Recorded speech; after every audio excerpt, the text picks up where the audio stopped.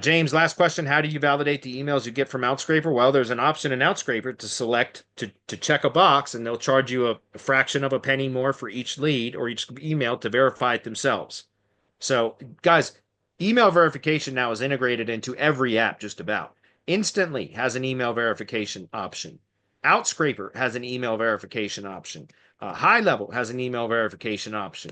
If you want to do an email verification for a big list of emails or contact list, excuse me, you can use something like Never Bounce. I mean, there's these things are a dime a dozen. I've been using Never Bounce for many, many years, so this is the one that I use.